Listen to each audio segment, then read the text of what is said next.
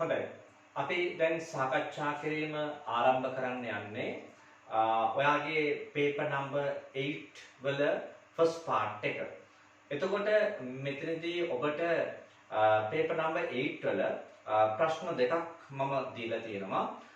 පළවෙනි ප්‍රශ්නය ගත්තාම ඒකෙදී ඔයාට පැහැදිලිව පේනවා මම දීලා තියෙන්නේ ව්‍යාපාරයක ණයට විකුණුම් සහ ආපසු එවුම් වලට අදාළ තොරතුරු.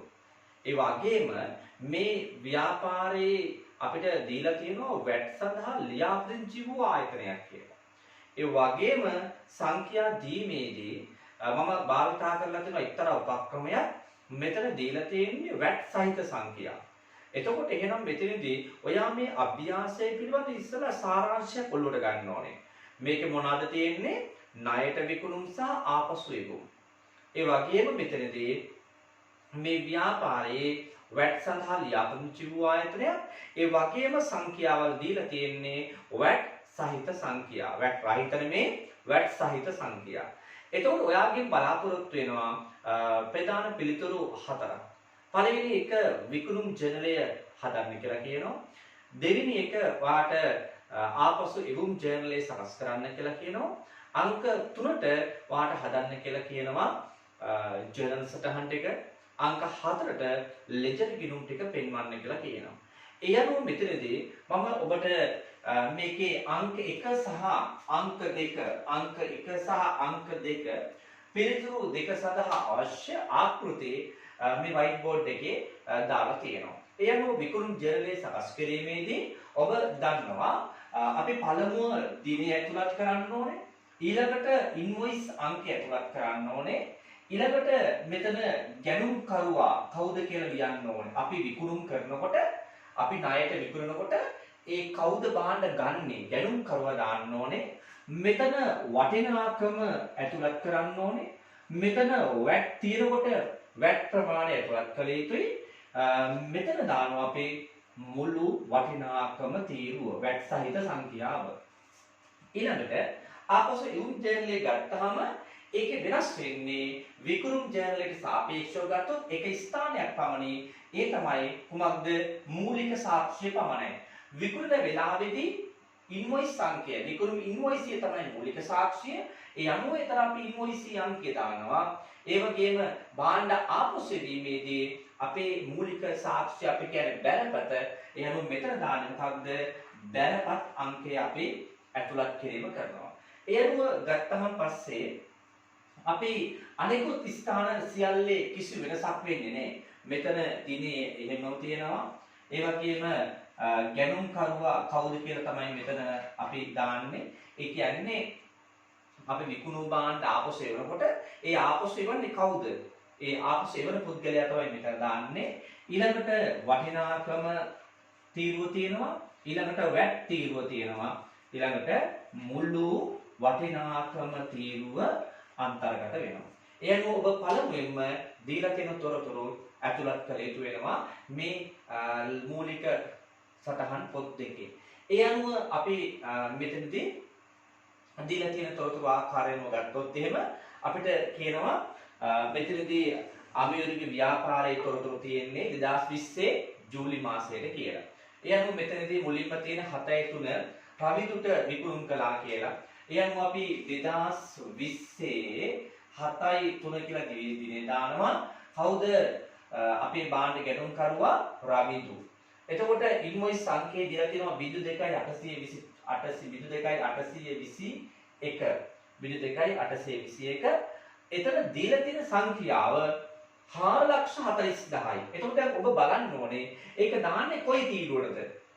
එතකොට මේ අභ්‍යාසයේ පහලින් කියලා තියෙනවා දීලා තියෙන සංඛ්‍යාව VAT ඇතුළත්වයි දීලා තියෙන්නේ කියලා. එහෙනම් මෙතනින් දාන්න බෑ.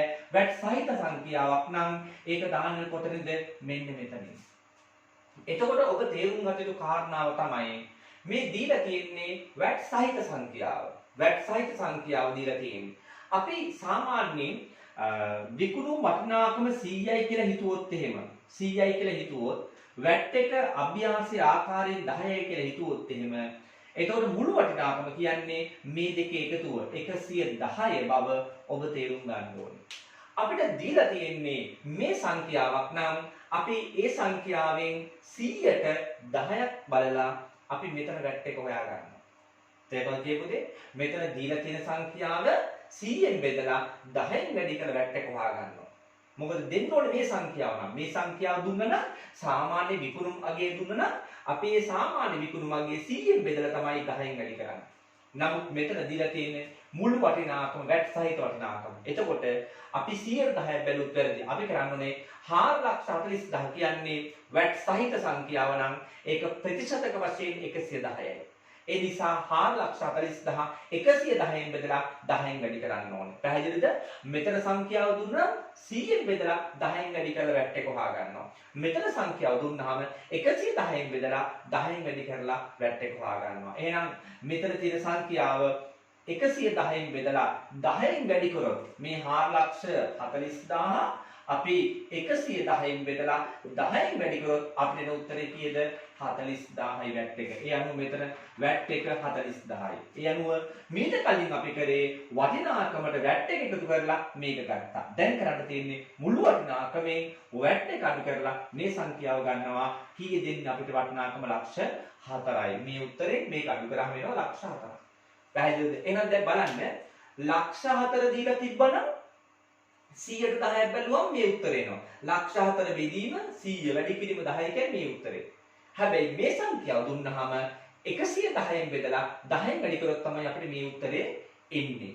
පැහැදිලිද කියන දේ? ඒ හින්දා ඔය අභ්‍යාසයකදී හොඳට බලන්න ඕනේ දීලා තියෙන්නේ වැට් සහිතවද වැට් රහිතවද කියන එක. වැට් නැතුව දුන්නා නම් වැට් නැතුව සංඛ්‍යාව දුන්නා නම් 110ක් බලන්න පුළුවන්. 10ක් හරි 8ක් හරි බලන්න පුළුවන්. හරිද? එතකොට වැට් සහිත සංඛ්‍යාව දුන්නා නම් වැට් සහිත ප්‍රතිශතයෙන් බෙදන්න ඕනේ. බෙදලා තමයි වැට් එකකින් වැඩි කරලා වැට් වල වටිනාකම සොයාගන්නේ. එහෙනම් මේ ආකාරයට සියලුම සංඛ්‍යාවන් ඔයා ඇතුළත් කළ යුතු වෙනවා. රයිට්. එහෙනම් අපි ඊතුරු සංඛ්‍යාවනුත් මේ ආකාරයෙන් අපි ඇතුළත් කිරීම සිදු කරමු. රයිට්. ඊළඟට 7යි 8 පස්දුතු විකුණුම්. 7යි 8 අපිට කියනවා පස්දුතු විකුණුම් කියලා. නේද? හරි. පස්සින්දු. අපි මෙතන දානවා පස්සින්දු. එතකොට ඉන්වොයිස් සංඛ්‍ය 822 02යි 822. ඊළඟට ගත්තහම වටිනාකම දීලා තියෙන්නේ 3,30,000. ඔබ දන්නවා ඒක වැට් සහිත සංඛ්‍යාව. එහෙනම් මේක 110න් බෙදලා 10න් වැඩි කරන්න මෙතන අපි වැට් එක 30,000යි. එතකොට මෙතන සංඛ්‍යාව කීයද? මේකෙන් මේක අඩු කරපුවාම අපිට එනවා මෙතන ලක්ෂ 3ක්. ඊළඟට අපිට දීලා තියෙන 7යි 15. 7යි 15 ලසිත් විකුණුම්. ලසිත් විකුණුම්. කොහොමද විකුණලා තියෙන්නේ? 02යි 823 02යි 823 තමයි ওই සංඛ්‍ය විකුණලා තියෙන භාණ්ඩවල වටිනාකම 2,20,000යි. වැට් සහිත වටිනාකම කියලා තේරුම් ගන්න මේ සංඛ්‍යාව 110න් බෙදලා 10න් වැඩි කරන්න එනවා ඔයාලට වටිනාකම කීයද? 20,000ක්. එහෙනම් මෙතන ඉන්නේ ලක්ෂ 2යි. මේකෙන් මේක අඩු කරාම මේ වටිනාකම එනවා. right. ඊළඟට ගත්තාම අපිට තේන්නේ 7,23 7,23 මානෙල්ට තමයි විකුණලා තියෙන්නේ 02යි 824යි ඉන්වොයිස් සංඛ්‍ය වටිනාකම තියෙන්නේ 1,10,000යි. එතකොට නම් මේ සංඛ්‍යාව 110න් බෙදලා 10න් වැඩි කරාම එන උත්තරේ 10,000. එහෙනම් මෙතන තියෙන්නේ ලක්ෂයයි. ඊළඟට අපිට කියන අවසාන වශයෙන් 7,27 සිරිල්ට විකුණුම්. 7,27 සිරිල්ට විකුණුම්. සිරිල්ට විකුණුම් කොච්චරද තියෙන්නේ? 02යි 825 කියන ඉන්වොයිස් සංඛ්‍යය තියෙන්නේ 55,000යි. වැට් සහිත සංඛ්‍යාව 55,000යි. එහෙනම් 110න් බෙදලා 10න් වැඩි කරා නම් 5000ක් අපිට එනවා. මොකක්ද මේකේ වැට් වටිනාකම? එතකොට මුල් සාමාන්‍ය වටිනාකම ඉන්නේ කීයද? 50,000යි. ඔය ආකාරයෙන් අපේ විකුණුම් ටික සටහන් කළ යුතුයි. ඊට පස්සේ අපි කරන්නේ මොකක්ද? මේ ජර්නලයේ එකතු කිරීමක් කරනවා. මේ විකුණුම් ජර්නලයේ එකතු කිරීමක් අපි සිදු කරනවා. එකතු කරන මේ ආකාරයට එකතු කරලා අපි සංඛ්‍යාවන් ටික ගන්නවා. අපිට ලැබිලා තියෙන සංඛ්‍යාවන් වටිනාකම තීරුව එකතුව දසලක්ෂ 50,000ක් ලැබෙනවා. වැට් තීරුව එකතුව අපිට හම්බෙන්නේ 1,50,000ක තීරුවක්.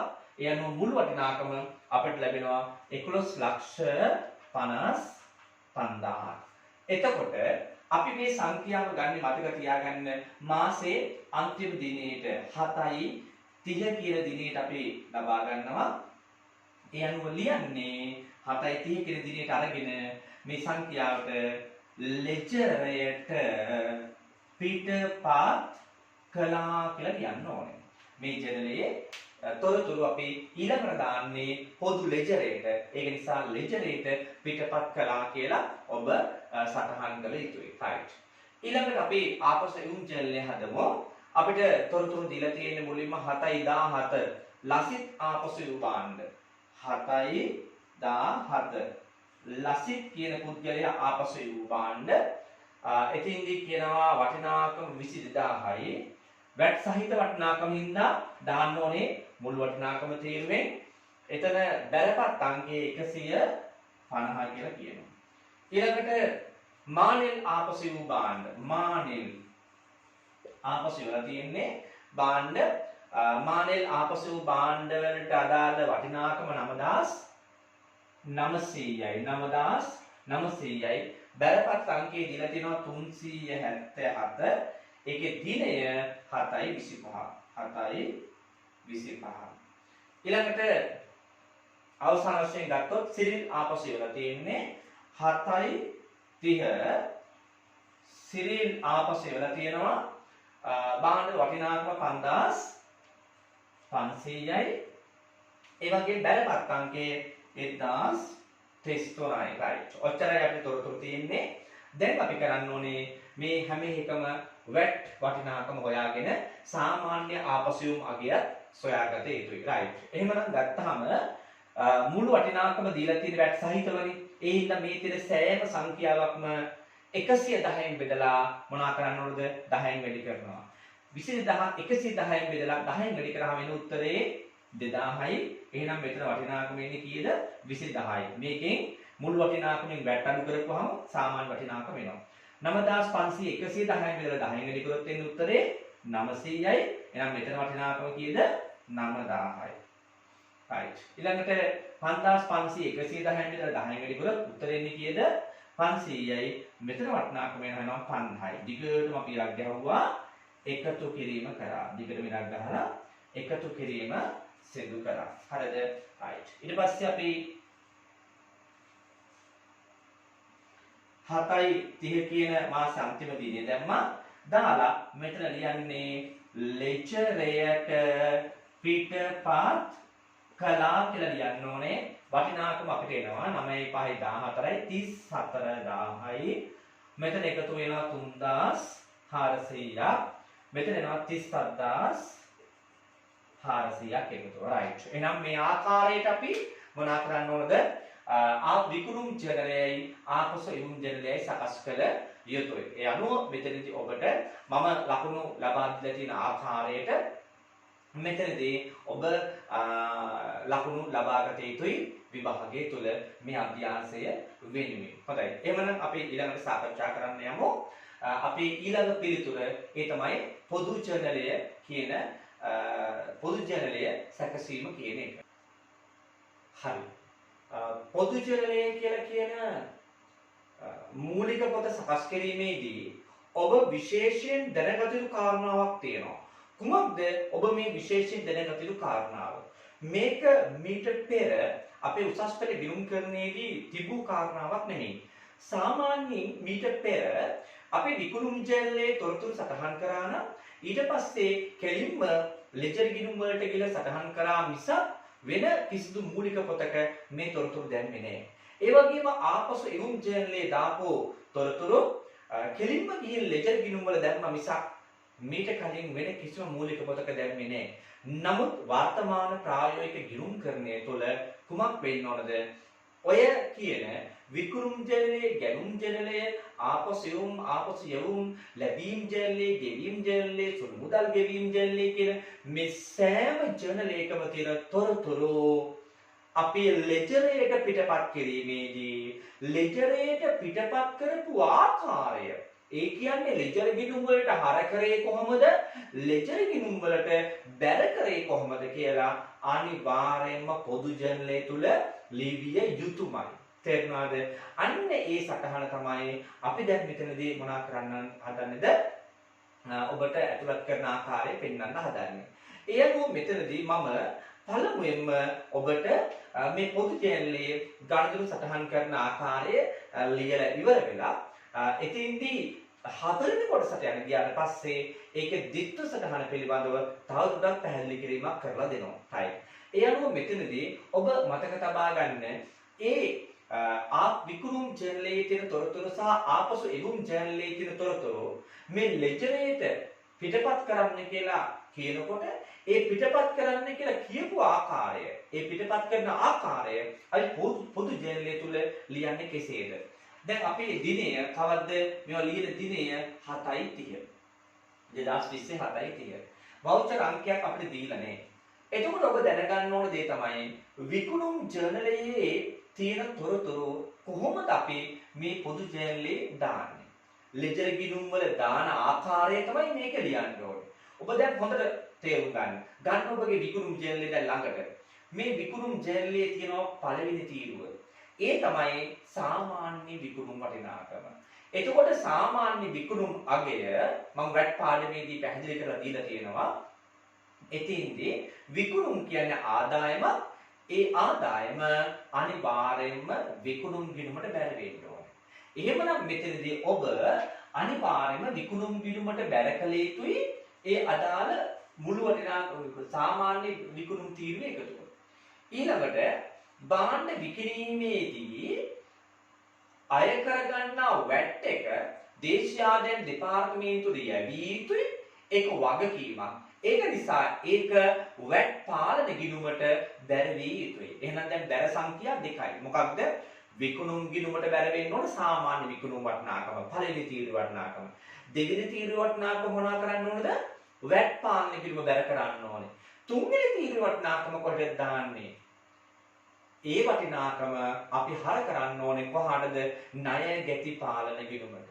ඒක හර කරන්නේ කොහාටද? ණය ගැති පාලන ගිණුමට. මොකද විකුණුම් වල සාමාන්‍ය අගයයි වැට් එකයි දෙකම අපි අය කරගන්න ඕනේ කාගේද?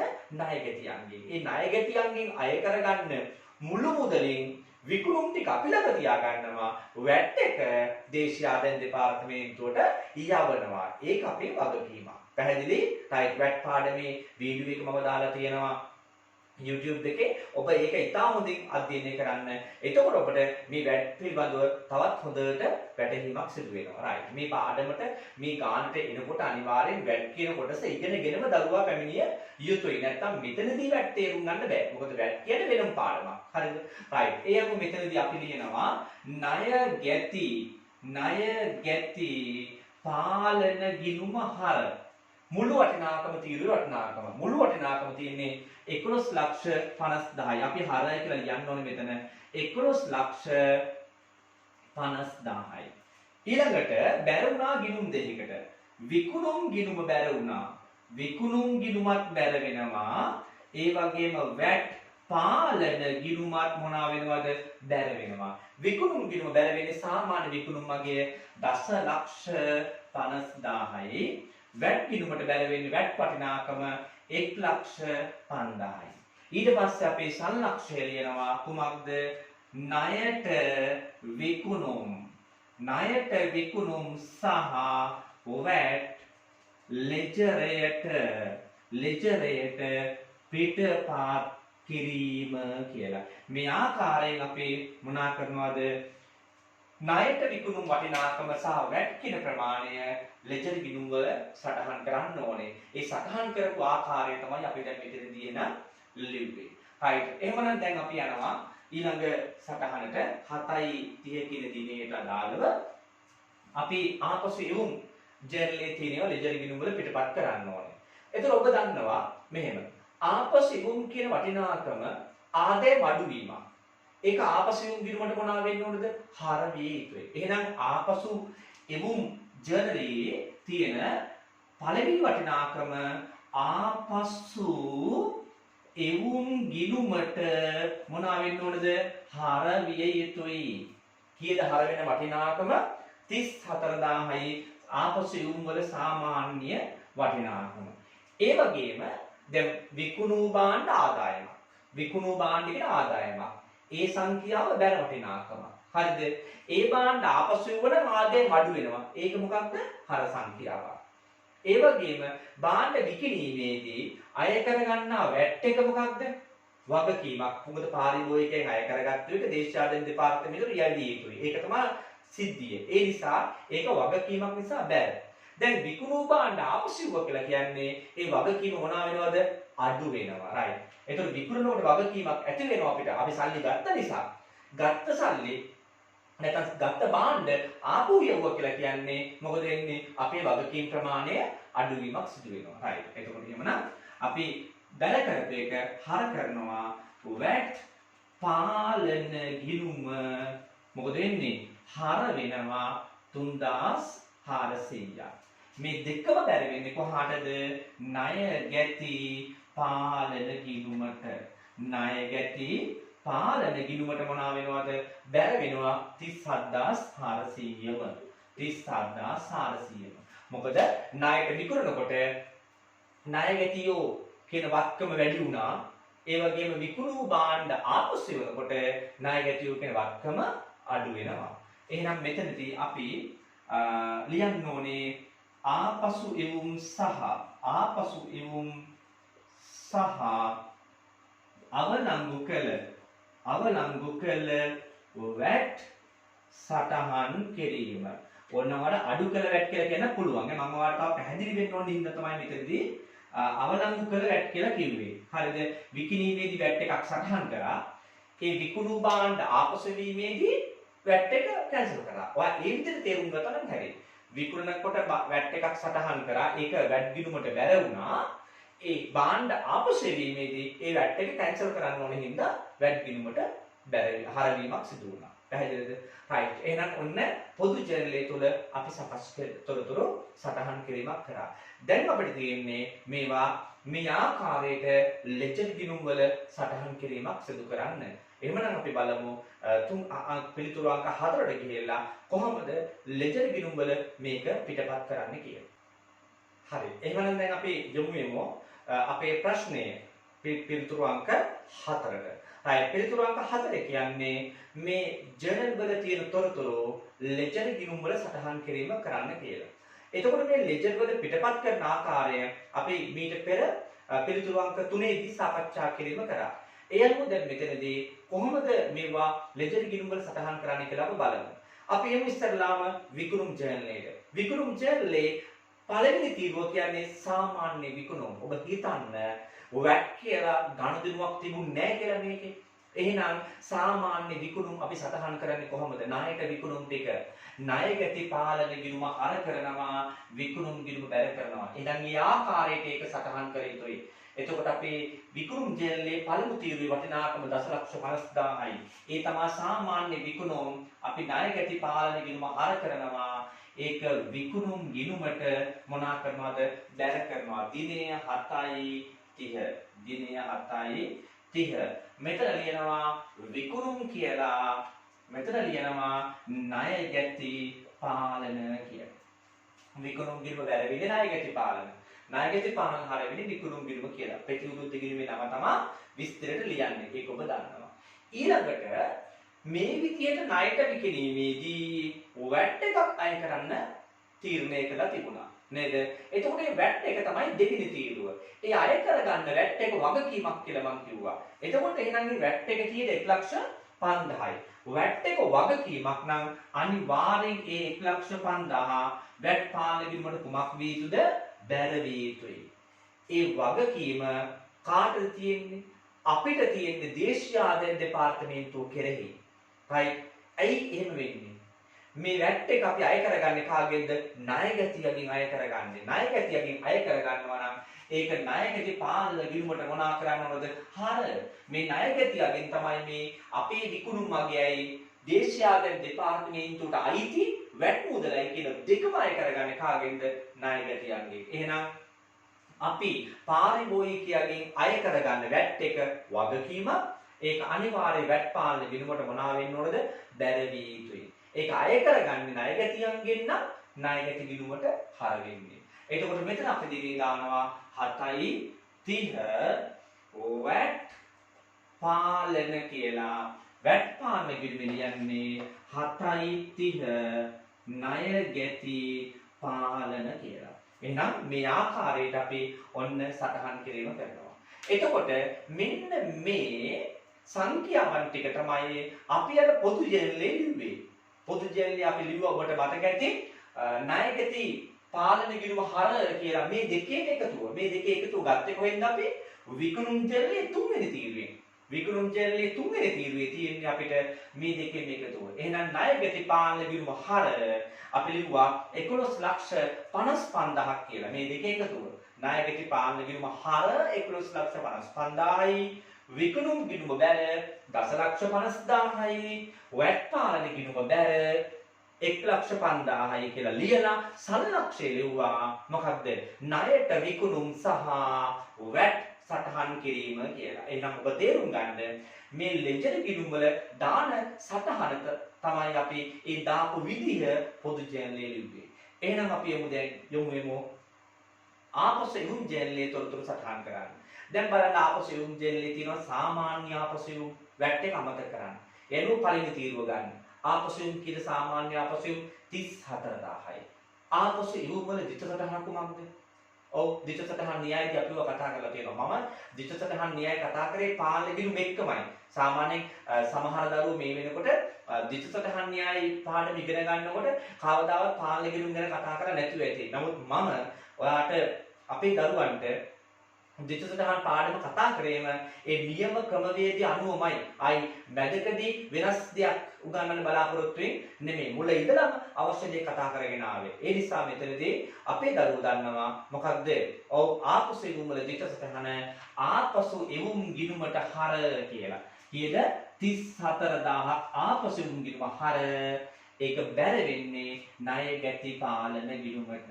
එතකොට මෙතන ලියන්නේ දිනය අපිට මාස අන්තිම දිනය 7.30 මෙතන ලියන්නේ 7.30 මෙතන ලියනවා ණය ගැති පාලන කියලා මෙතන ලියනවා ආපසු එවුම් කියලා. ඔය ආකාරයට සාමාන්‍ය ආපසු එවුම් සටහන් කළ යුතුයි. ඊළඟට අපි මොනා කරන්න ඕනද? වැට් වටිනාකම. භාණ්ඩ විකිණීමේදී වැට් එක දැම්මේ කොහොමද? ඔව් ණය ගැති පාලන හර වැට් පාලන බැහැ.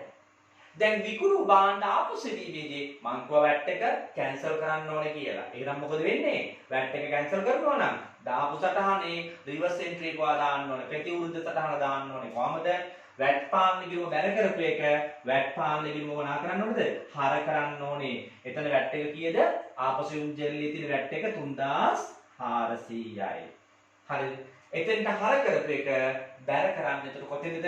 ණය ගැති පාලන ගිණුමට. ඔබ දන්නවා විකිණීමේදී වැට් එක හර වුණා. එහෙනම් ආපසු වීමේදී බැර විය යුතුයි. 7.30 3400ක්. මෙතන ලියනවා වැට් පාලන ගිණුම කියලා. මෙතන ලියනවා ණය ගැති පාලන කියලා. එහෙනම් මේ ආකාරයට ඔයා මොනවා කරනවද?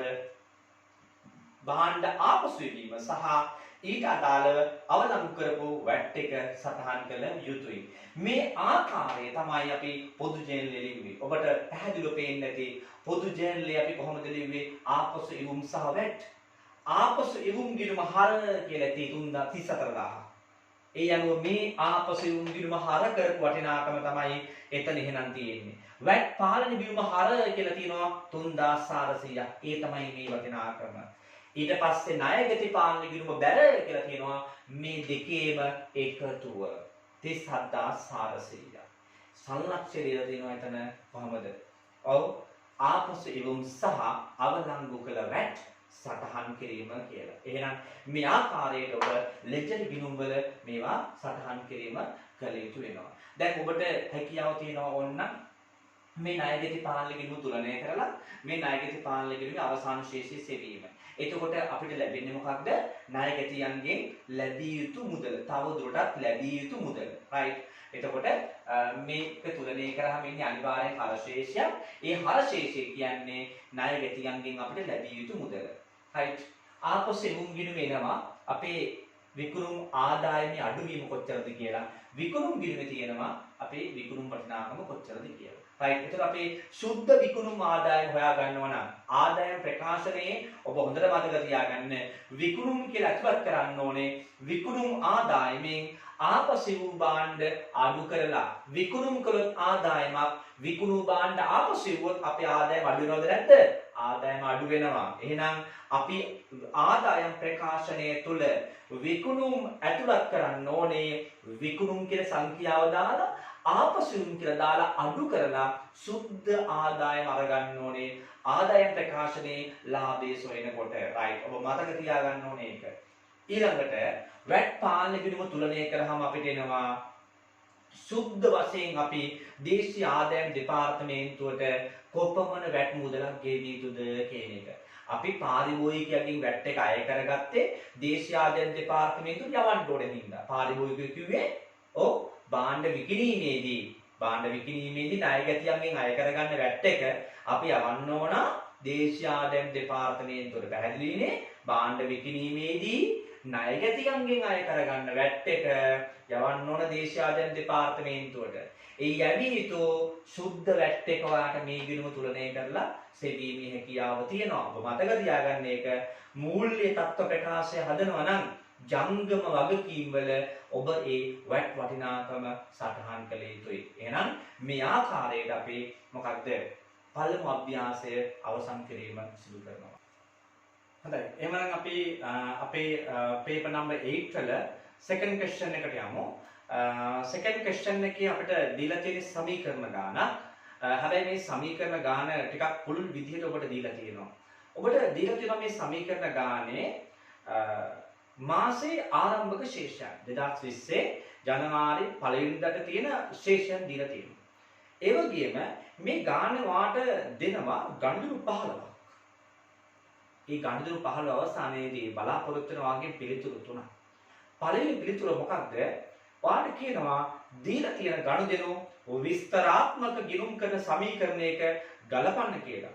ඒතර ඔබ දැනගත යුතු කාරණාව මේකයි. විස්තරාත්මක ගිණුම් කරන සමීකරණයක ගලපන්න කිව්වට සමීකරණය දීලා නැහැ. එතකොට අපේ දරුවාට අවබෝධයක් තිබිය යුතුයි කොහොමද මේ විස්තරාත්මක සමීකරණය සකස් කරන්නේ කියලා.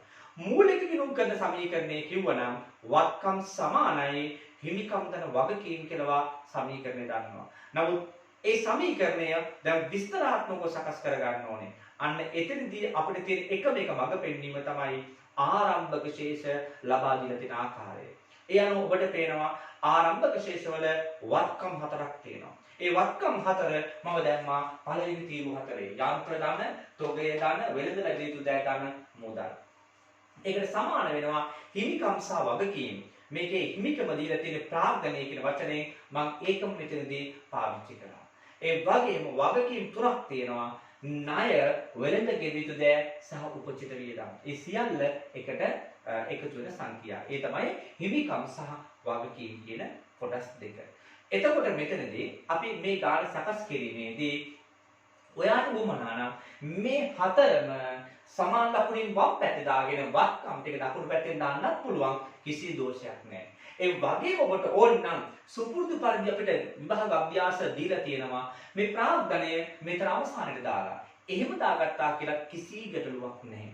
එහෙමනම් මෙතනදී දැන් අපි යමු මේ අභ්‍යාසය සාකච්ඡා කරන්න. right අපිට අභ්‍යාස අංක 1 ඒ අපිට ගණිත අංක 1 දීලා තියෙනවා 50000ක භාණ්ඩ ලක්ෂ 50000ක පිරවු භාණ්ඩ ණයටද 20000ක පිරවු භාණ්ඩ මුදලට ගන්න ලැබී.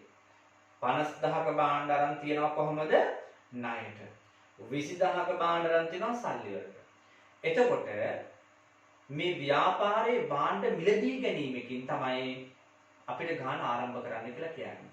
විශේෂයෙන්ම මම තව දෙයක් මෙතනදී මතක් කළ යුතුයි අපේ දරුවන්ට.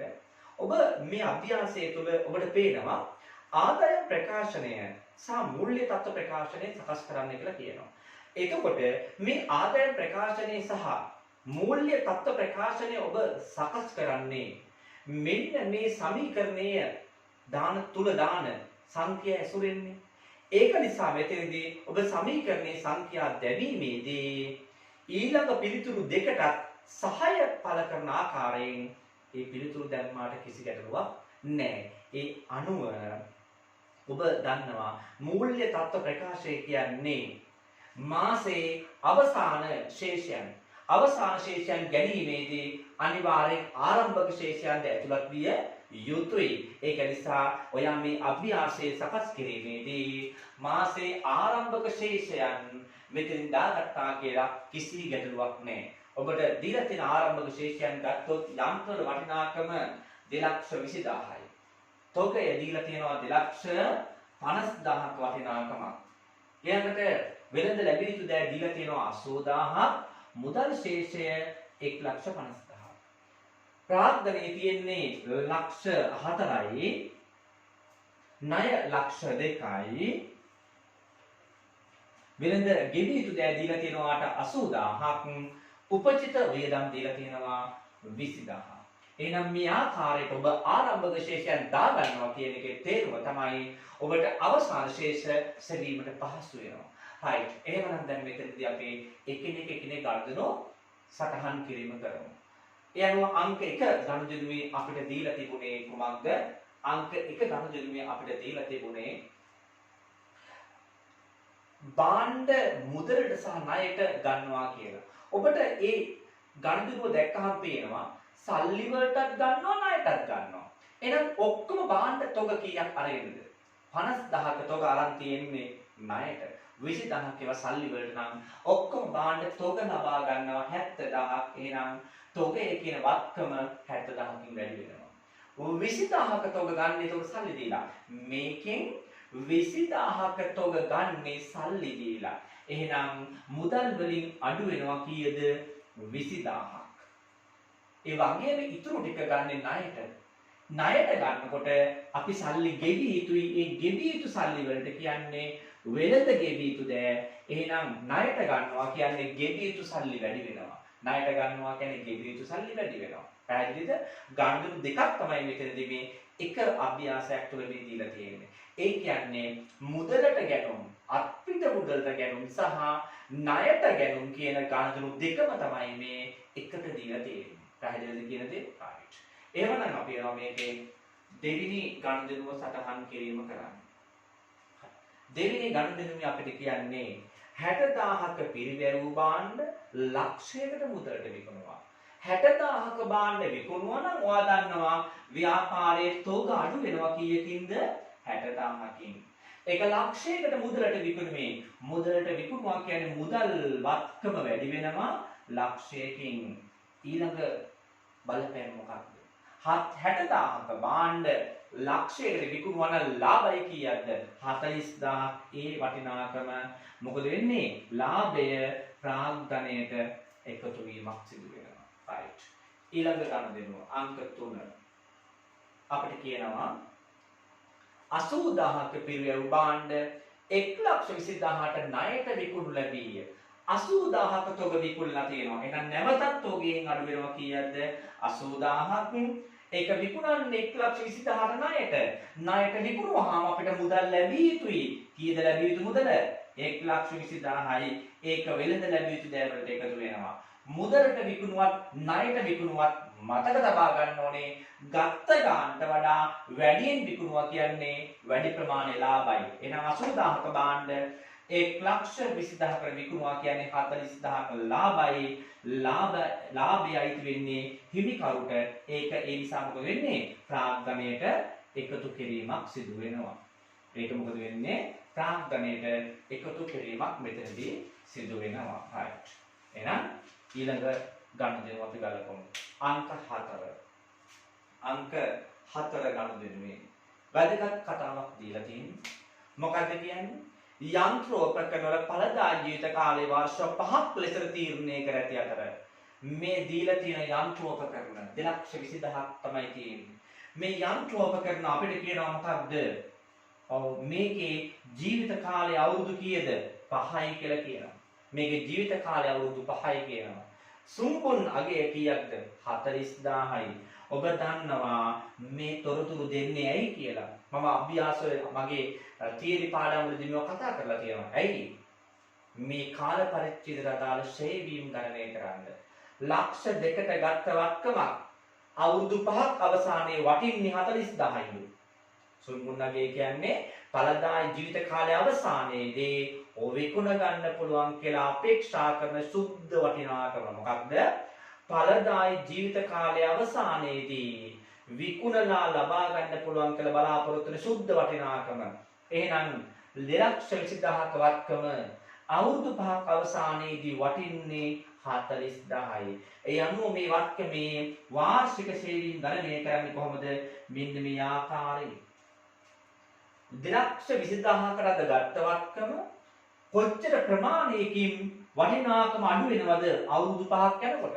ඔව් අවුරුදු 5ක් යනකොට කොච්චර ප්‍රමාණයකින් වටිනාකම අඩු වෙනවද? 1,80,000ක් අගේ අඩු වෙනවා.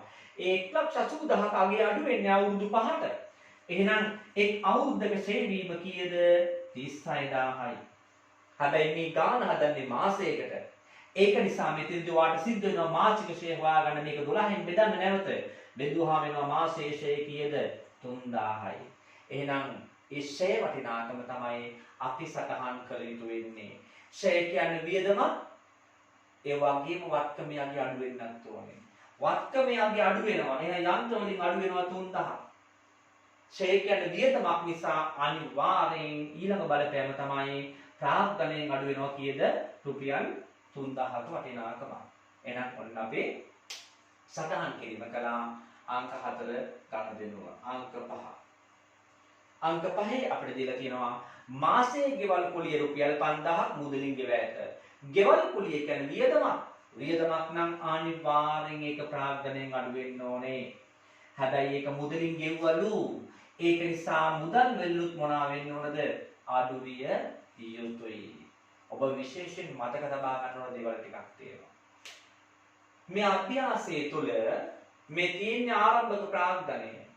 ඊට පස්සේ අපිට ගණිත අංක 2 3 මුල ගැහුණා.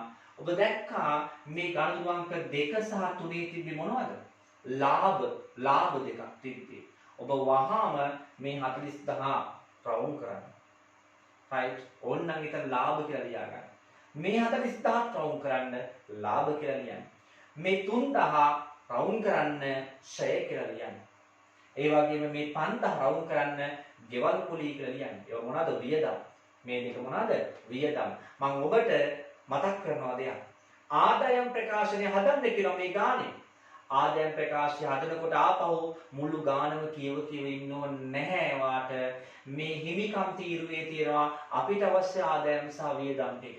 ඒ දිහා බලාගෙන බොහොම ලස්සනට අපිට ආදායම් ප්‍රකාශනය සකස් කිරීමේ හැකියාව තියෙනවා. right?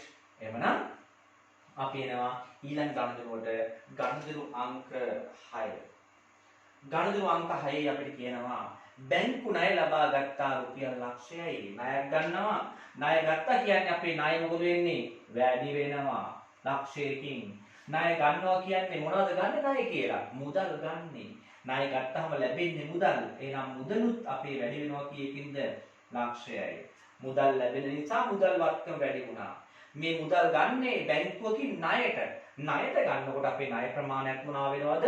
වැඩි වීමක් සිදු වෙනවා. right. එහෙනම් අපි ගන්නු 6ක් කතා කරා. මම මේ කොට සයින් කරලා දානවා. මොකද මට ඊට මදි වෙන නිසා මේ බෝඩ් එක තුල. ඒ අනුව ගණිත 6ක් අපේ අවසන් කිරීම කරනවා.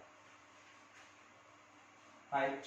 හරි. එහෙනම් ඔබ ඉතාල හොඳින් කියවන්න බලන්න ඊළඟ ගණිතෙනු මොකක්ද ඊළඟ ගණිතෙන්නේ තියෙන්නේ කියලා. ඔබ මනසින් කල්පනා කරන්න ඒක කොහොමද සටහන් කරන්නේ? මම කොහොම ඒක සටහන් කරයිද කියන එක ඔබට හිතන්න පුළුවන්කම තියෙනවා.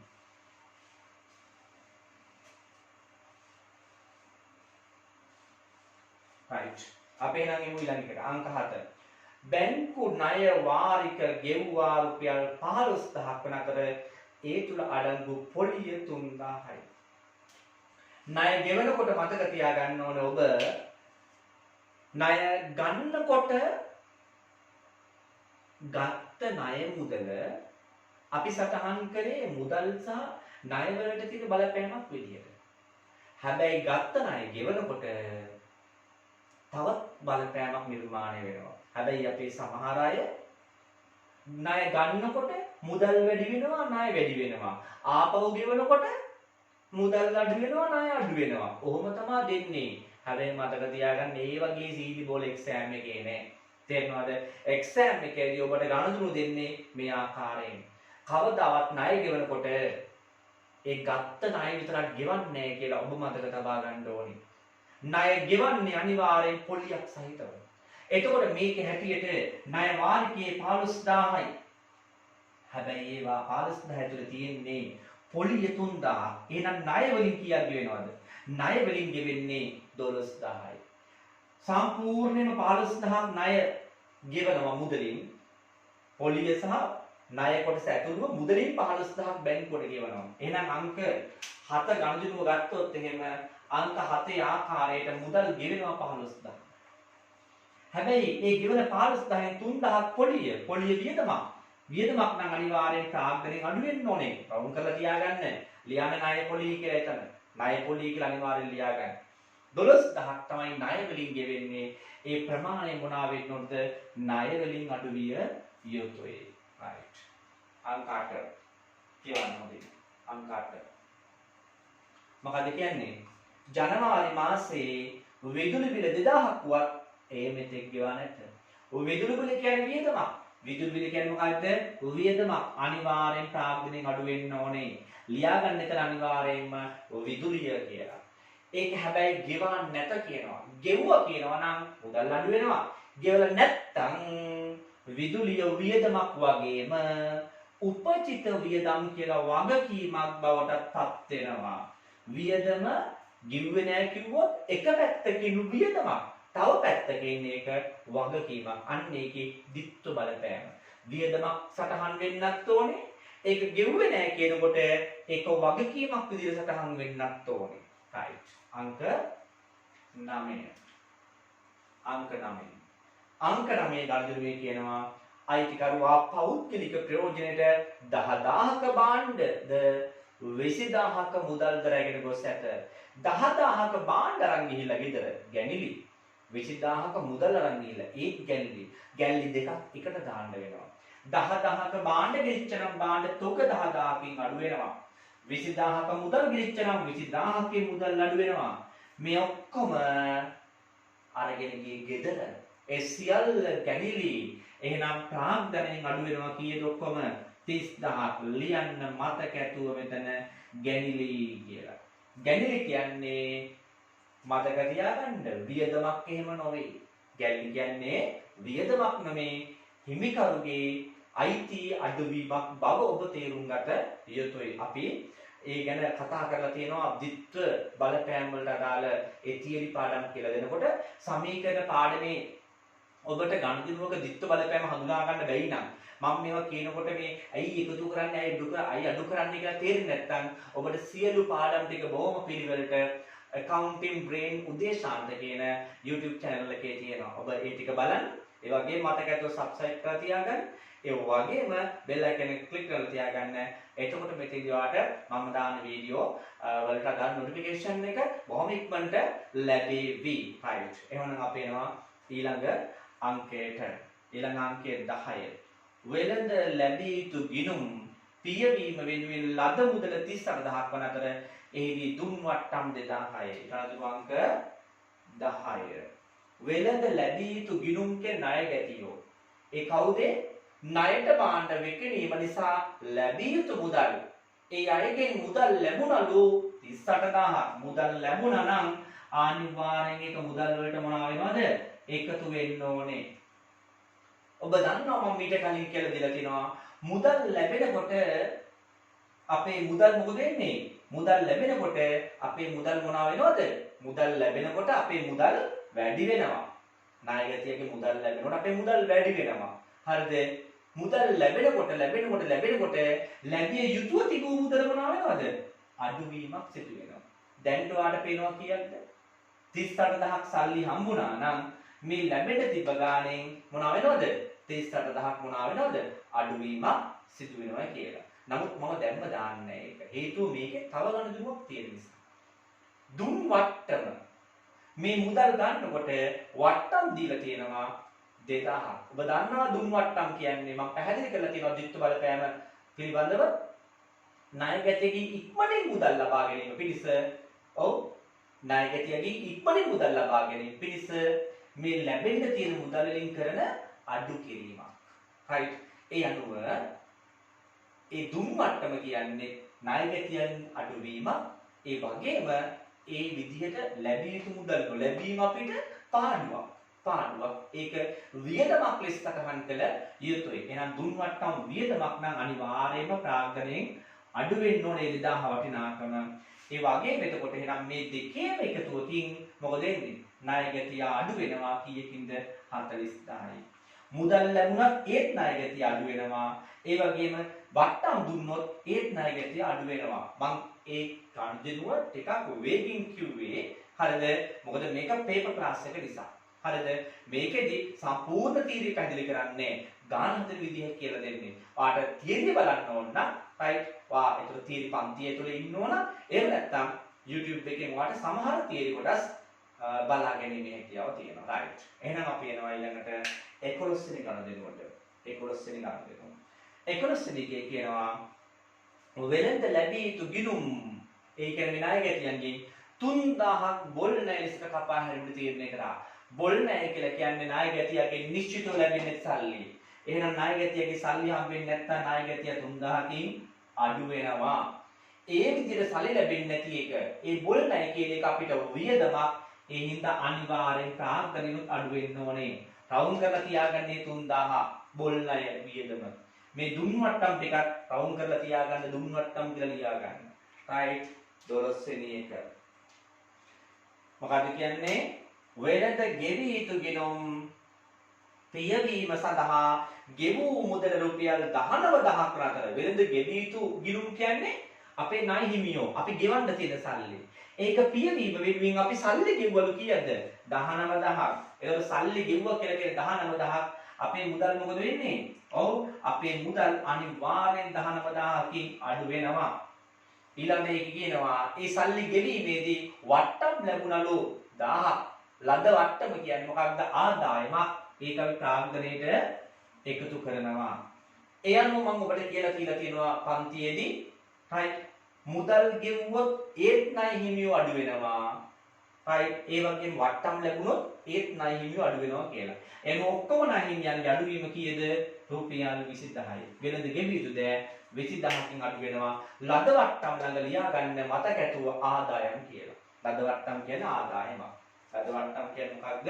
ආදායමක්. right එහෙනම් මම මේ ටික නැවත මෙතනින් ඉවත් කිරීමක් සිදු කරනවා.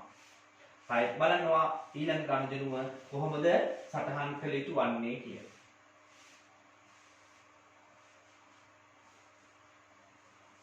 right 13 අයිතිකරු තම පෞද්ගලික මුදලින් වෙළඳ ගෙවිය යුතු දෑ පියවීම වෙනුවෙන් 12000ක් ගෙවලා දී පෞද්ගලික මුදලින් ඒ කියන්නේ ගෙදර තියෙන සල්ලි වලින් වෙළඳ ගෙවිය යුතු දෑ පියවලා ඒ කියන්නේ ගෙවන්න තියෙන සල්ලි ගෙවලා එහෙනම් මෙතනදී ඔව් අපේ අංක 13 යටතේ වෙළඳ ගෙවිය යුතු දෑ කියන්නේ ගෙවන්න තියෙන සල්ලි. ගෙවන්න තියෙන සල්ලි ගෙවුවනම් අනිවාර්යෙන් ගෙවිය යුතු මුදල් මොනවා වෙනවද?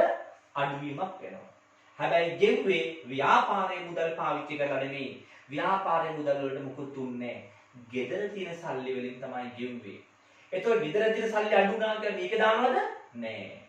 ගෙදර තියෙන සල්ලි අඩු වෙන එක පෞද්ගලික කාරණාවක්. ඒක දාන්නේ මේකේ. හැබැයි ගෙදර සල්ලි පාවිච්චි කළේ ව්‍යාපාරයේ කාර්යයකට. ඒක සලකන්නේ අමතර ප්‍රාග්ධනයේ විදිහට. ඒ නිසා අයිතිකරුගේ ප්‍රාග්ධනය වැඩි වෙනවා කීයකින්ද? 12000කින්. බලන්න සමාන ලකුණෙන් දකුණු පැත්තේම එක් වගකීමක් අඩු වෙලා හිමිකම වැඩිවීමක් වෙච්ච ගණනුවක් මේක. right 14 වෙනි ගණනුව. 14 වෙනි ගණනුව. මතක තියාගන්න මේක ප්‍රාග්ධන ගණනුවක් කියලා. මාස අවසානයේදී බැංකුවෙන් ලද පොලි ආදායම 6000යි. බැංකුවකින් පොලියක් ලැබිලා. ඒක ආදායමක්. පොලිය ලැබුණා කියලා කියන්නේ මුදල් ලැබිලා. එහෙනම් අනිවාර්යෙන් මුදල් වලට මේක එකතු වෙනවා. ඒ පොලි ආදායමක් නිසා ප්‍රාග්ධනයටත් එකතු විය යුතුයි. අනිවාර්යෙන් මෙතන පොලි ආදායම් කියලා ඔබ ලියන්න රවුම් කරලා. පොලි ආදායම් කියලා ලියන්න ඕනේ.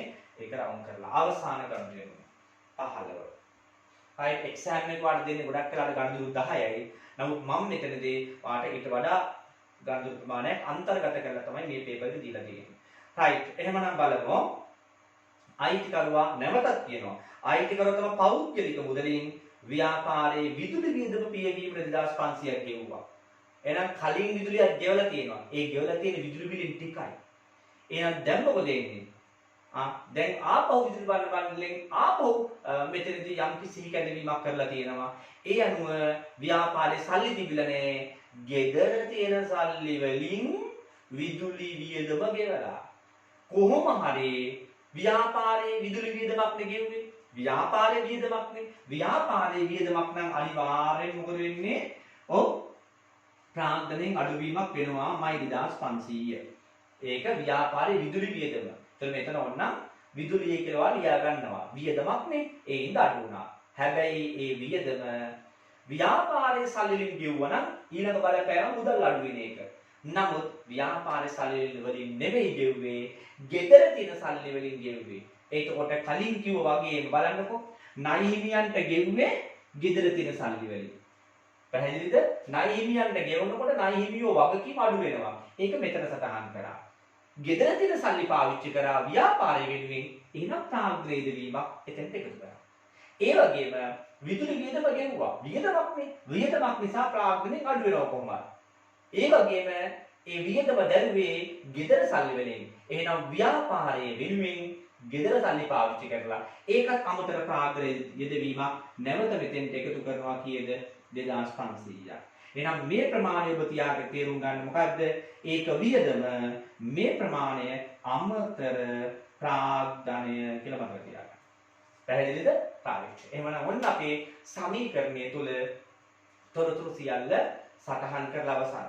දැන් ඔබට මේ ගානේ වැඩ පහසු වීම පිණිස ඔබ මේ සමීකරණයේ සීරු තීරු ටික මේ ගමම්ම එකතු කරන්න පුළුවන්. මොකද ඔයාට ආදායම් වාගේ මූල්‍ය තත්ත්ව ප්‍රකාශය මෙතනදී ඉල්ලන නිසා මූල්‍ය තත්ත්ව ප්‍රකාශනය ඉල්ලන හින්දා ඔයාට මේ තීරු එකතු කරලා තියා ගැනීමේ හැකියාව තියෙනවා. ඒ අනුව අපි ගත්තොත් යන්ත්‍ර තීරු වටිනාකම අපිට අවිල්ල තියෙන 2,17,000ක් එකතුව ඊළඟ තොගේ තීරු වටිනාකම 1,70,000ක් ඇවිල්ලා තියෙන්න ඕනේ. වෙළඳ ලැබී යුතු දෑ තීරුවේ වටිනාකම 1,57,000ක් තියෙන්න ඕන. මුදල් තීරු එකතුව 3,15,000ක් ඇවිල්ලා තිබිය යුතුයි. ඊළඟට ප්‍රාග්ධන තීරු එකතුව 4,51,000ක් තියෙන්න ඕනේ. ණය තීරුවේ වටිනාකම 2,88,000ක් තියෙන්න ඕනේ. වෙළඳ ගෙවිය යුතු දෑ තීරුව 98,000ක් තියෙන්න ඕනේ. උපචිත වේදම් තීරුව 22,000ක් තියෙන්න ඕනේ. එතකොට ඔබ මේ සංඛ්‍යාවන් ලබා ගන්නවා කියන්නේ වාට මූල්‍ය තත්ත්ව ප්‍රකාශනය හදනකොට මේ සංඛ්‍යාවන් නුමනා වෙනවා. ඒ වගේම මේ ප්‍රාග්ධනයේ තීරුවේ තියෙන සංඛ්‍යා වාට වැදගත් වෙනවා මොකටද? ආදායම් ප්‍රකාශනයේ සැකසීමේදී. දැන් මම ප්‍රාග්ධනයේ තීරුවේ තියෙන ආදායම් ටිකයි වියදම් ටිකයි වාට ලියන්න කියලා කිව්වා. දැන් ඔබ ලියාගෙන තියෙන. දැන් ඔබට පේනවා මොනවද? ආදායම් සහ වියදම් ලෙස පවතින්නේ කියලා. ඒ ටික දාලා ආදායම් ප්‍රකාශය හදන්න ඕනේ. ඒ වගේම මේ අවසාන ශේෂයන් දාලා මූල්‍ය තත්ත්ව ප්‍රකාශනයේ සැකසීම කළ යුතුයි. right. එහෙනම් අපි ඒ අභ්‍යාසයේ දෙවෙනි සහ තුන්වෙනි කොටස් වෙත දැන් යොමු වෙමු. හොඳයි. දැන් අපි එහෙමනම් ආරම්භ කරමු. මේ අභ්‍යාසයේ ආදායම් ප්‍රකාශය සහ මූල්‍ය තත්ත්ව ප්‍රකාශය සකස් කිරීම. මම මේ ආකෘතිය මේ වෙනකොට බෝඩ් එකේ දාලා තියෙනවා බලන්න. ආදායම් ප්‍රකාශනය අපි හදන්නේ ඉතුරු වෙළඳ ව්‍යාපාරයේ 2020 1.31 දිනෙන් අවසන් මාසය සඳහා මාසයකට තමයි අපි ආදායම් ප්‍රකාශය හදන්නේ. right. යම්කිසි කාල පරිච්ඡේදයකට ආදායම් ප්‍රකාශය හදන්නේ. ඒ අනුව ඒ ආදායම් ප්‍රකාශනයේ ආකෘතිය මම මීට පෙර ඔයාලට කියලා දීලා තියෙනවා. බලන්න මේ ආකෘතිය ඇතුලේ විකුණුම් ආදායම විකුණුම් කියන්නේ ප්‍රධාන ආදායම ඒක ඉස්සල්ලාම දාන්න ඕනේ. ඊළඟ විකුණුම් පිරිවැය කියන්නේ මේ විකුණු භාණ්ඩවල ගත් මිල. right. එතකොට ඒක දෙවියන්ට දානවා. අපි උත්තරයක් සොයා ගන්නවා. එතකොට ඒ ඉන උත්තරෙට කියන දල ලාභය. ඒකට අමතර ආදායම් ප්‍රධාන ආදායම විකුණුම් අමතර ආදායම් තමයි වෙනත් ආදායම්. ඒ ටික දානවා. ඒ ටික එකතු කරනවා. ඊට පස්සේ ප්‍රධාන වියදම විකුණුම් පිරිවැය අනෙකුත් වියදම් තමයි මෙතන අපි දාන්නේ. ඒ අනුව අවසානයේදී ලාභය ගණනය කිරීමක් කරනවා. ඊළඟට මූල්‍ය තත්ත්ව ප්‍රකාශනය සකස් කිරීමේදී අපි ඒක හදන්නේ ඉසුරු වෙළඳ ව්‍යාපාරයේ මාසයේ අවසාන දිනට. ඒ අනුව ඉසුරු වෙළඳ ව්‍යාපාරයේ 2021 දිනට මූල්‍ය තත්ත්ව ප්‍රකාශය කියලා අපි ඔන්න නම් කිරීමක් කරනවා. ඒ අනුව ජංගම නොවන වත්කම් තමයි අපි මුලින්ම දාන්න ඕනේ. වත්කම් වල මුලින්ම ජංගම නොවන වත්කම් ඊළඟ ජංග වත්කම්. ඔය දෙක එකතු අපි මුළු වත්කම් කියලා අරගෙන පෙන්නනවා. හිමිකම කියන එක පෙන්වුම් කිරීමේදී විශේෂ ක්‍රමවේදයක් තියෙනවා. ප්‍රාන්තණය සුද්ධලාභේ සහ සුද්ධලාභේ සහ ගැල්ලි කියලා. ඒක මම අභ්‍යාස සකස් කිරීමේදී ඔයාලට කියලා දෙනවා. ඒ වගේම ඊළඟට වගකීම් ඇතුළත් කරනවා ජංගම නොවන වගකීම් සහ ජංගම වගකීම් කියලා වර්ග කිරීම කරලා. අවසානයේදී අපි ගන්නවා මුළු හිමිකම් සහ වගකීම්. එහෙනම් දැන් අපි යමු මේකේ ආදායම් ප්‍රකාශනය හදන්න. දැන් ඔබට මම විශේෂයෙන් කියන්නේ ඔබ වෙන කොහෙවත් බලන්න ඕනේ හිමිකම තීරුව නැත්නම් ප්‍රාග්ධනයේ තීරුව මූලාශ්‍ර කරගෙන වැඩි ආරම්භ කරමු කියලා. බලන්න ප්‍රාග්ධන තීරුවේ වාට හම්බෙන්නේ රවුම් කරපු දේවල් කීපයක්ම නේද? ඒ අනුව මුලදීම මෙතනදී අපිට ගණිතන අංක 2 සහ 3න් හම්බ වෙනවා ලාභ දෙක. එතකොට මොකද්ද මේ ලාභ දෙක කියන්නේ? ඔබට පේනවා මේ දෙක එකතු 80,000යි. මතක තියාගන්න ඒ තමයි මේ අභ්‍යාසයේ තියෙන කුමක්ද මේ ධන ලාභය කියන සංඛ්‍යාව. මේ 80000ක ධන ලාභය කියන එක තමයි ඒ අපිට දීලා තියෙන්නේ. right. එතකොට එහෙමනම් මෙතනදී අපි කොහොමද උග ගණනය කරන්නේ? ඔබ දැක්කා එතන ගණිතන අංක 2 තිබ්බ විකුණුම් ලක්ෂයයි. ගණිතන අංක 3 තිබුණ 1,20,000යි විකුණුම්. ඒ අනුව මුදලට විකුණුම් සහ ණයට විකුණුම් කියන දෙකේ මුළු එකතුව මුළු විකුණුම් 2,20,000යි. ඊළඟට අපි දැක්කා ඒ විකුණු භාණ්ඩවල ගත් මිල දීලා තිබුණා 60,000යි 80,000යි කියලා එකතුව 1,40,000යි. දැන් බලන්න 1,40,000ක භාණ්ඩ තමා 2,20,000කට විකුණලා තියෙන්නේ. එහෙනම් දල වශයෙන් ලාභය කීයක්ද? 80,000. ඒ වගේ මේ අභ්‍යාසයේ ඔබට වෙනත් ආදායම් දෙකක් තිබුණා. මොකද්ද වෙනත් ආදායම් දෙක? එකක් තමයි ලද වට්ටම්. අනික මොකක්ද? පොලි ආදායම. එතකොට ලද වට්ටම ඔබට අභ්‍යාසයේ 1000ක් තිබුණා.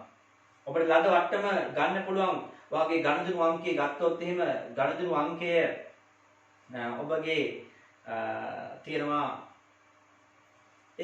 12 වෙනි එක 12 වෙනි එකේ තියෙනවා ඒ ආදායම. පොලි ආදායම 6000ක් තියෙනවා. මේ සියල්ලම ප්‍රාග්ධන තීරුවේ පෙන්වුම් කරලා තියෙනවා. ඒ අනුව මේ දෙක එකතුව කීයද? 7000යි. ඒ අනුව අපි දල ලාභයට මේ වෙනත් ආදායම් එකතු කරනවා උත්තරයක් ගන්නවා 87000යි. ඒකෙන් අපි මොනා කරනවද? ඔය හිමිකම තීරුවේ නැත්නම් ප්‍රාග්ධන තීරුවේ තියෙන අනිකුත් වියදම් ටික අඩු කරනවා. මොනවාද ඒ තියෙන වියදම්? මම රවුම් කරලා ලියවලා තියෙනවා. මොනවාද අහු වෙන වියදම්? right මම මෙතෙන්දී අභ්‍යාසයේ තුලින්ම ගන්නම් මේ වියදම් වර්ග ටික. අපිට පේන්න තියෙනවා ෂය. එහෙනම් අපි මෙතනදී යන්ත්‍ර ෂය. ඔබට ඒක දකින්න පුළුවන් වෙන්නේ ගණිතන අංක 4ෙන්. එතකොට යන්ත්‍ර ෂය තියෙනවා කීයද? 3000ක් වටිනාකම. ඊළඟට අපිට තියෙනවා ගෙවල් කුලිය. ගෙවල් කුලිය කියන එක අපිට 5000ක් තියෙනවා හිමිකම තීරුවේ. ඔබට ඒක ගන්න පුළුවන් ගණිතන අංක 5ෙන්. ඊළඟට ණය පොලිය කියලා කියන එක හිමිකම තීරුවේ වාට පේනවා ඒ පොලිය වියදමක් විදිහට අඩු වෙලා තියෙනවා. ණය පොලිය තියෙන්නේ රුපියල් 3000යි. ණය පොලිය අපිට ගන්නට පුළුවන්කම තියෙනවා ගණිතන අංක 7ෙන්. ඊළඟ ගණිතන අංක 8ෙන් අපිට විදුලිය ගන්න පුළුවන්. හැබැයි මෙතනදී විදුලිය ඔබ තවත් තැනක දකිනවා. right ඒ තමයි ගණිතන අංක කීයද? 15. ඒ අනුව විදුලිය දෙකේ මුළු එකතුව කීයක් වෙනවද? 4500ක් වෙනවා මුළු විදුලිය. ඊළඟට වාට දුම් වට්ටම් කියන එක වියදමක් 2000ක් වටිනාකමක් අභ්‍යාසයේ ලබා ගන්න පුළුවන්. right ඒකෙදී ගණිතන අංක 10. ඊළඟට වාට බොල් ණය කියන වියදම අවසාන වශයෙන් ගන්න පුළුවන් කීයද? රුපියල් 3000ක්. ගණිතන අංක 11න්. එහෙනම් ඔච්චරයි වියදම් තියෙන්නේ. දැන් මේ වියදම් ටික එකතුව අපි ඉස්සරහට දානවා 20500යි. 20500යි වියදම. ඒ අනුව මේ ආදායමෙන් වියදම අඩු කරාට පස්සේ අපිට අවසාන වශයෙන් මේකේ සුද්ධ ලාභයක් තියෙනවා. සුද්ධ ලාභයක් තියෙනවා මේ අභ්‍යාසයේ කීයද වටිනාකම 66500යි. 66500 87000යි මේ 20500 අඩු කරහනම් 66500 right. එහෙනම් ඔය ආකාරයට අපි ආදායම් ප්‍රකාශය සකස් කරනවා. දැන් ඔබට තියෙන්නේ මූල්‍ය තත්ත්ව ප්‍රකාශය සැකසීම. ඒක හරියම පහසු කාර්යයක්. ඔබ සමීකරණයේ අවසාන ශේෂ ගත්තා. හිමිකම හැර අනිත් සියලු දේවල් ඍජුවම පාවිච්චි කරන්න පුළුවන්. එහෙනම් පළවෙනි තීරුව කුමක්ද? යන්ත්‍ර කියන්නේ ජංගම නොවන වත්කම. දාන්න මෙතනින් යන්ත්‍ර 2,17,000යි. ඊළඟට ජංගම වත්කම් තුනක් තියෙන්නේ. තෝගය. ජංගම වත්කම වටිනාකම 1,70,000යි. ඊළඟට වෙළඳ ලැබිය යුතු දෑ වටිනාකම අපිට තියෙන්නේ 1,50,7,000යි. ඒ තීරුවේ අවසාන වටිනාකම. ඊළඟට මුදල් ශේෂය අපිට තීරුවේ වටිනාකම තියෙනවා 3,15,000යි. ඔච්චරයි ජංගම වත්කම්. ওই ටික එකතු අපි දාලා ඉස්සරහට 6,42,000යි. 6,42,000යි. දැන් ජංගම නොවන වත්කම් සහ ජංගම වත්කම් කියන දෙකේම එකතුව අපිට පිළිතුරු ලැබෙනවා කීයක්ද? රුපියල් 9,000යි 4යි 1යි 5යි 6යි 2යි 8යි 8,59,000ක වටිනාකමක් අපිට ලැබෙනවා මුල් වත්කම්. ඊළඟට මම ඔයාලට මෙතනදී මේ හිමිකම ගැන විශේෂයෙන් කතා කළ යුතුයි. හොඳට මතක තියාගන්න මේ හිමිකම කියන එක අපි ගත්තොත් ඔයාගේ ප්‍රාර්ථන තීරුවේ අවසාන උත්තරේ තමයි මේක අවසානයේ එන්නේ. නමුත් අපි ඒක හැදෙන විදිය පෙන්වන්න ඕනේ. කොහොමද පෙන්නන්නේ? අයිතිකරුවා ප්‍රාර්ථනයේ කියලා යොදලා තියෙන මුදල වෙනම පෙන්වන්න ඕනේ. කොහොමද මේ ගානේ අයිතිකරුගේ ප්‍රාර්ථනය හැදිලා තියෙන්නේ? ආරම්භක ප්‍රාර්ථනය 4,00,000යි. ඊට පස්සේ මෙයා අමතර ප්‍රාර්ථන දෙකක් ගෙනවීම කරා. ඔබට මතක ඇති ගණදෙනු අංක 13න් පෞද්ගලික මුදලින් ණය හිමියන්ට ගෙවුවා. 15න් පෞද්ගලික මුදලින් විදුලිය සඳහා ගෙවුවා. එහෙනම් ඒ අනුව ගත්තාම ආරම්භයේ තිබ ප්‍රාර්ථනයේ 4,00,000යි. ඒකට මේ 12,000 සහ 2,500 එකතු කරාම අපිට මුළු ප්‍රාර්ථනයේ මෙයා යොදලා තියෙනවා 4,14,500යි. 4,14,500යි. ඒක ඇතුළත් කළ යුතුයි. ඊළඟට ඉස්සර නම් අපි කලේ මේ ප්‍රාර්ථනයේ සුද්ධ ලාභය එකතු කරලා ඒකෙන් ගැලි අඩු කරපු එක. නමුත් ප්‍රායෝගික ගිණුම් කරන්නේ තුල මම වීඩියෝ එකක් පවා කරලා තියෙනවා. ඒක වැරදි දැන්. තේරුණාද? අපි කලේ යුතු විදිය වැරදි කියන්නේ නියම අර්ථය එන්නේ එතනින්. පැහැදිලිද? විභාග අභ්‍යාසවලදී අමාරු වැටෙනවා. right නැත්නම් වැරදි කෙනෙක් කියන එකම නෙමෙයි. විභාග අභ්‍යාසවලදී දැනුම වගේ knowledge එක කියන එක clear නැත්නම් practical නැත්නම් මොකද වෙන්නේ? paper එක හදන වෙලාව අයගේ මට්ටමට ඔයාට යන්න බැරි වෙනවා. තේරුණාද? ඒක නිසා මෙතනදී ඔයා ප්‍රැක්ටිකල් විදිහට මේ වැඩේ කරනවා නම් අනිවාර්යයෙන් වෙන්නේ මොකක්ද? සුද්ධ ලාභය ගණනය කළේ හිමිකම තීරුවේ ආදායම් සහ වියදම් පාවිච්චි කරලා. එතකොට මේ වටිනාකම 66,500යි. එතකොට ඒ සුද්ධ ලාභයෙන් අයිතිකරුවා පෞද්ගලික ප්‍රයෝජනයට ගත්ත වටිනාකම 30,000යි කියලා තමයි අපි ගන්නෙ. ව්‍යාපාරයේ 66,500ක සුද්ධ ලාභයක් තියෙනවා. එයා පෞද්ගලික භාවිතයට අරන් තියෙනවා 30,000ක්. ඒ අනුව එයා ව්‍යාපාරේ රඳවාගත් ලාභය කීයද? 36,500යි. එයා ව්‍යාපාරේ රඳවාගත් ලාභය. ඒතකොට තනි පුද්ගල ව්‍යාපාරයක රඳවාගත් ලාභය කියලා එකක් අපි ගණනය කරන්න පුළුවන්. ඒ ගණනය කරන්නේ කොහොමද?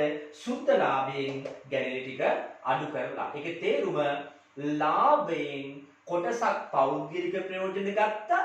ඉතුරු ටික ව්‍යාපාරයේ දියුණුව පිණිස ව්‍යාපාරයේ තුලම රඳවලා තිබ්බා කියන එකයි. දැන් මේ දෙක එකතුව ගත්තොත් ඔබට ලැබෙයි කුමක්ද? හිමිකම තීරුවෙන් එන වටිනාකම. කීයද හිමිකම තීරුවෙන් වටිනාකම? 4,51,000යි. 4,51,000යි. ඔබ මේ ආකාරයේ විශ්ලේෂණයක් ඇතුළත් කළ යුතුයි. එහෙනම් ඔබ තේරුම් ගන්න හිමිකම තීරුවේ තිබුණේ ಜಾති 4යි. මොනවද? හිමිකම තීරුවේ තිබුණේ ಜಾති 4යි. ප්‍රාග්වේද වීම තිබුණා, ගැල්ලි තිබුණා, ආදායම් තිබුණා, වියදම් තිබුණා. හරිද? ප්‍රාග්වේද වීම, ගැනීලි, ආදායම්, වියදම්. ආදායම් වියදම් වලින් අපි ගත්ත සුද්ධ ලාභය. ඒ සුද්ධ ලාභය මෙතන දැම්මා. ඉතුරු වෙන්නේ ප්‍රාග්වේද සහ ගැනීලි.